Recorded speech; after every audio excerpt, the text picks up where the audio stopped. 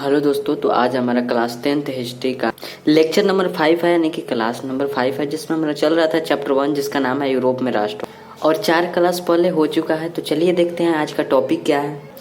जो हम लोगों ने देखा था कि इटली के एकीकरण में 3 व्यक्ति सबसे महत्वपूर्ण योगदान निभाया था, जिसमें पहला का नाम था मेजनी और दूसरा का नाम था काउंट काबूर और तीसरा का नाम था गैरीबाल्डी। तो मेजनी के बारे में हम लोगों ने कल की क्लास में चर्चा कर लिया है और आज की क्लास में काउंट काबूर के बारे में चर्चा करेंगे। तो चलिए देखते हैं काउंट काबूर ने क्या क्या किया। सबसे पहले बात है कि सार्डिनिया पिडमाउंट कहाँ का शासक था। सार्डिनिया पिडमाउंट के शासक विक्टर इमैनुएल काउंट काबूर को प्रधानमंत्री नियुक्त किया। सार्डिनिया पिडमाउंट क्या है, तो इटली का एक राज्य है। तो और वहाँ का राजा कौन है, विक्टर इमैनुएल। तो विक्टर इमैनुएल क्या करता है कि प्रधानमंत्री किसको नियुक्त करता है, काउंट काबूर को नियुक्त किया, यानी कि बना दिया। उसके बाद काउंट काबूर तो वहाँ प्रधानमंत्री बन गया, तो अब तो काउंट काबूर वहाँ का काम करेगा। तो अब यहाँ पर काउंट काबूर काम किया पहला कि काउंट काबूर एक सफल कूटनीतिज्ञ एवं राष्ट्रवादी था। कूटनीतिज्ञ उसे कहते हैं जो रणनीति बनाता है। जैसे कि हम लोग रिजल्ट से पहले, यानी कि परीक्षा देने से पहले हम लोग एक रणनीति बनाते हैं कि हम लोगों को सिलेबस 7वां से 8वां महीना तक या फिर 10वां महीना तक समाप्त कर लेना है। फिर उसके बाद क्या करना है, क्वेश्चन बैंक लगाना है। फिर उसके बाद चैप्टर वाइज लगाना है। उसके बाद हम लोग क्या जाएंगे, परीक्षा देने जाएंगे। ये हमारा क्या हुआ, एक रणनीति हुआ। उसी प्रकार से युद्ध के लिए ये रणनीति बहुत अच्छा से तैयार करता था। तो इसी को कूटनीतिज्ञ कहते हैं। एवं राष्ट्रवादी था। एवं राष्ट्रवादी यानी कि से ये भी चाहता था कि इटली आज़ाद हो, इटली मतलब इटली का एकीकरण हो, यानी कि इटली एक हो। इसे देश के प्रति प्रेम की भावना था, इसलिए राष्ट्रवादी था। ठीक है। उसके बाद है कि काउंट काबूर इटली के एकीकरण में सबसे बड़ी बाधा किसे मानता था, तो काउंट काबूर इटली के एकीकरण में सबसे बड़ी बाधा ऑस्ट्रिया को मानता था। आप भी जानते हैं, हमारा यदि क्लास किए होंगे तो आप भी जानते हैं। तो ऑस्ट्रिया को मानता था। और ऑस्ट्रिया के चांसलर कौन था, तो ऑस्ट्रिया का चांसलर यानी कि प्रधानमंत्री, चांसलर किसे कहते हैं, प्रधानमंत्री को, तो वह मेटरनिक था। ठीक है। उसके बाद है कि 1853 से 54 के क्रीमिया के युद्ध में ऑस्ट्रिया को हराने के लिए, मतलब 1853 से 54 में क्या होता है कि कुछ दिक्कत हो जाता है, जिसमें क्या होता है कि फ्रांस और ऑस्ट्रिया, जो कि पहले एक दोस्त था, लेकिन बाद में इसके बीच एक युद्ध हो जाता है, जिसे न क्रीमिया का युद्ध कहते हैं। तो यह युद्ध यानी कि यह क्रीमिया का युद्ध किसके किसके बीच हुआ, तो फ्रांस और ऑस्ट्रिया के बीच। पूछेगा कि क्रीमिया का युद्ध कब हुआ, तो 1853 से 54 में। और हुआ किसके बीच, तो फ्रांस और ऑस्ट्रिया के बीच। तो फ्रांस और ऑस्ट्रिया को हराने के लिए काउंट काबूर ने फ्रांस की तरफ से भाग लिया, मतलब काउंट काबूर उसमें भाग ले लिया, मतलब बिना बुलाए हुए चल गया उसके पास।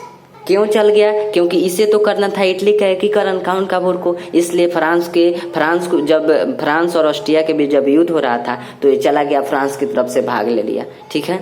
और फ्रांस की तरफ से भाग ले लिया और थोड़ा मोड़ा सहायता कर दिया युद्ध में। तो फ्रांस इसके प्रति थोड़ा आकर्षित हो गया कि अरे ये तो हमारा मदद कर दिया ऑस्ट्रिया को हराने में, तो इसका कोई कुछ करना चाहिए। तो यहाँ पर आगे देखिए।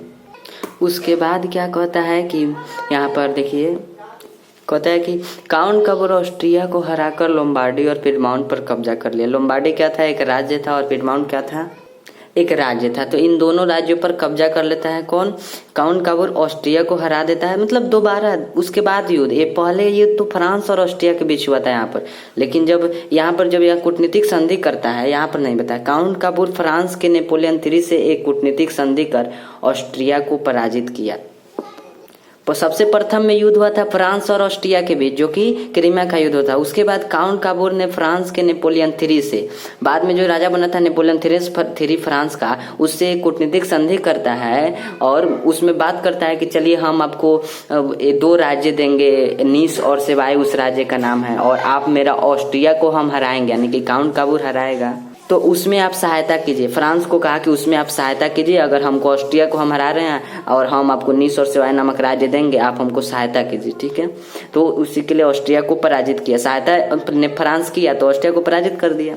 और उसके बाद क्या कर लिया कि काउंट काबूर ऑस्ट्रिया को हराकर लोम्बार्डी और पिडमाउंट पर कब्जा कर लिया। लोम्बार्डी और राज्य और पिडमाउंट राज्य पर कब्जा कर लेता है। उसके बाद फ्रांस को मदद करने के बदले में काबूर ने नीस और सेवाई नामक रियासत फ्रांस को दे दिया। बात है कि नहीं। अभी हमने ऊपर आपको बताया ना, युद्ध में वो पहले ही कह दिया था कि हम आपको देंगे नीस और सिवाय नामक रियासत, तो दे दिया। फ्रांस को मदद करने के बदले में काउंट काबूर ने क्या दे दिया, नीस और सिवाय नामक रियासत दे दिया।